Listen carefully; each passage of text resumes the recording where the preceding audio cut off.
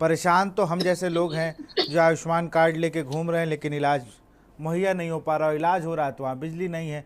मुमताज़ भाई बहुत देर से बैठे हैं। मुमताज़ भाई, आपके यहाँ स्वास्थ्य मंत्री हुआ करते थे अहमद हसन, आपकी सरकार में बहुत जेंटल और बहुत ही स्ट्रिक्ट मंत्रियों में उनकी गिनती थी और बहुत तेज एक्शन लेते थे।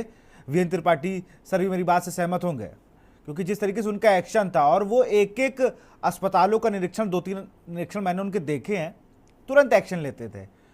आज भी उप मुख्यमंत्री जी के पास है, लगभग वैसा ही काम हो रहा है, लेकिन नीचे अधिकारी बात नहीं मान रहा है। सर आप कुछ कहना चाह रहे हैं? त्रिपाठी सर, सर अनम्यूट कर लीजिए, सर अनम्यूट कर लीजिए।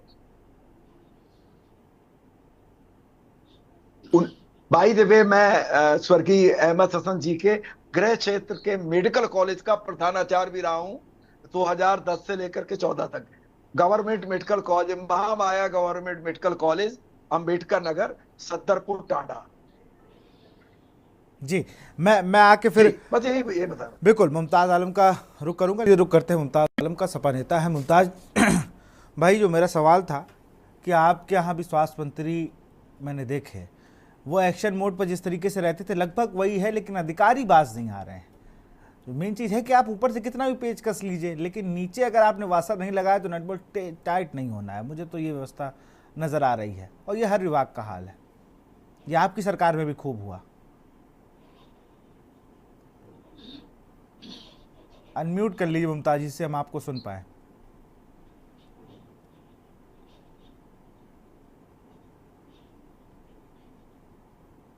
आपकी आवाज़ हम तक नहीं आ रही मुमताज़। अब आ रही आवाज? अब आई आपकी आवाज़। विशाल भाई, पहले तो आपका शुक्रिया अदा करना चाहते हैं कि आपने इस दौर में, ऐसे माहौल में, इतना जनता से जुड़ा हुआ मुद्दा उठाने का जो एक अपने प्लेटफॉर्म पे जगह दी है, हम उसके जनता लिए के मुद्दे आपका उठाते हैं चैनल, मुमताज़ भाई, हम जनता की ही बात करते हैं, जनता के साधुवाद मुद्दे का हकदार उठाते है। हैं। देखिए विशाल भाई, आज प्रदेश के अंदर क्या हालात हैं वो किसी से छुपे नहीं है। ये तो आए दिन खबरें आती रहती हैं। आप मेरठ मेडिकल कॉलेज चले जाइए, आप कानपुर मेडिकल कॉलेज चले जाइए, आप बदायूं के मेडिकल कॉलेज में चले जाइए, यकीन मानिए वहां जाने के बाद में अगर इंसान का थोड़ा बहुत भी एहसास होगा, थोड़ा बहुत भी दिल में दर्द होगा, तो शायद अपने चाहने वाले को कोई भी उन अस्पतालों में भर्ती नहीं कराएगा जो वहां व्यवस्था है, जो वहां साफ सुथराई है। दरअसल बात क्या है, जो हमारे स्वास्थ्य वाला महकमा देख रहे हैं मंत्री और मुख्यमंत्री जी, उनमें आपस में बहुत ज्यादा लड़ाई झगड़ा कुर्सी को लेकर चल रहा है, जिसको लेकर उन्होंने भी अपने मंत्रालय की तरफ से आंखें मूंद ली हैं और मुख्यमंत्री जी को पता है कि हमें सरकार में कैसे आना। इन लोगों का सिर्फ एक ही काम है कि किसी भी तरीके से सांप्रदायिक मुद्दों को उठाया जाए, कभी बुलडोजर को, कभी किसी का घर गिराना, कभी भड़काऊ बातें करना, कभी कुछ मुद्दे करना। इन्हें पता है जनता भोली भाली है, जबकि हमारा सबसे पहला ध्यान हमारे स्वास्थ्य पे होना चाहिए, हमारी शिक्षा पे होना चाहिए। हमारा असल नेता वही होना चाहिए जो हमारे स्वास्थ्य और शिक्षा पे दे। आप ये अस्पतालों का हाल दिखा रहे हैं, यहाँ पानी तक नहीं है।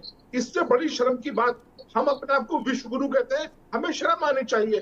उन अस्पतालों में कोई अमीर का बच्चा नहीं जाता, उनमें वो लोग जाते हैं जो बेचारे बहुत ही गरीब होते हैं, दिहाड़ी मजदूर होते हैं, जिनके पास इतना पैसा नहीं होता कि वो सरकारी अस्पतालों, प्राइवेट अस्पतालों में चले जाएं।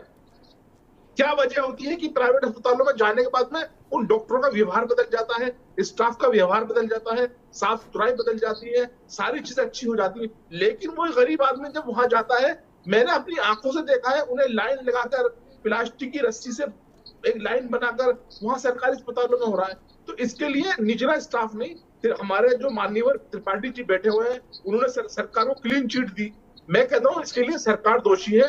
अगर सरकार सख्त होगी, सरकार सख्त एक्शन लेगी, तो किसी की मजाल नहीं जो गड़बड़ी कर दे।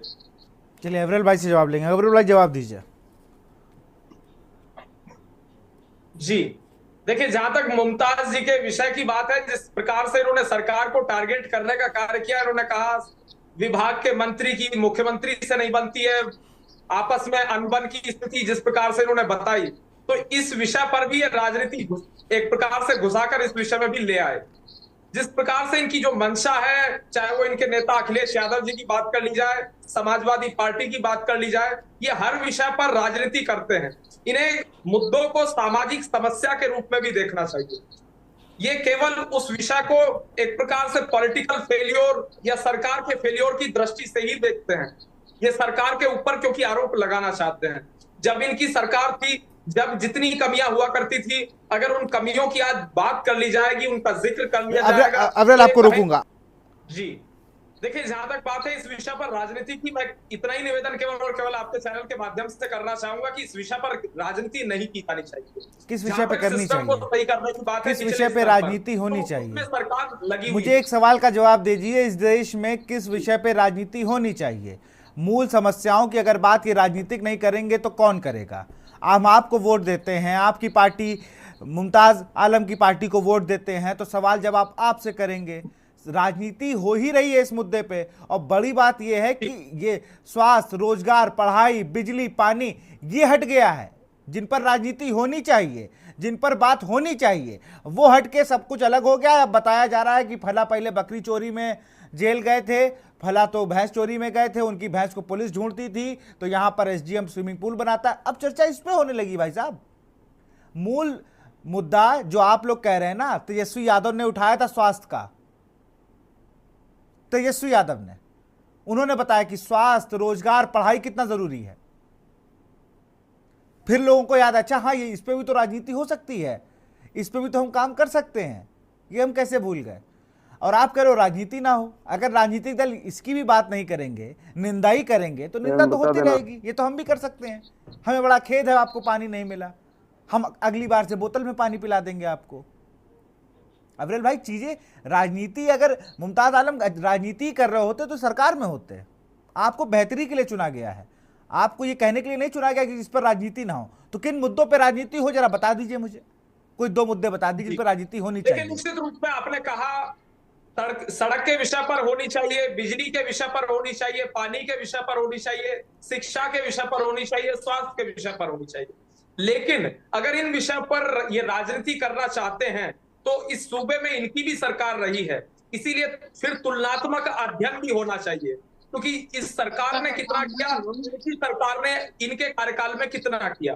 और रही बात तेजस्वी प्रसाद यादव की, तो तेजस्वी यादव को चारा घोटाला भी बता देना चाहिए, और अपने कार्यकाल के दौरान जितने माफियाओं को बढ़ावा लालू प्रसाद यादव जी ने दिया था, वो भी तेजस्वी जी को कृपया करके बता देना चाहिए।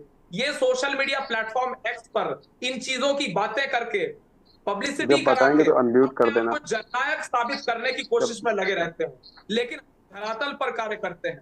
माननीय मुख्यमंत्री योगी आदित्यनाथ जी जमीनी स्तर पर कार्य करने वाले व्यक्ति हैं, और जिस प्रकार से उत्तर प्रदेश की जनता उन्हें प्रोत्साहित हर विषय में करती है, उनकी सराहना करती है, भारतीय जनता पार्टी को चुनने का कार्य जनता के द्वारा जिस प्रकार से किया जाता है वो सबको मालूम है। लेकिन तेजस्वी यादव को हराने का काम भी जनता नहीं किया।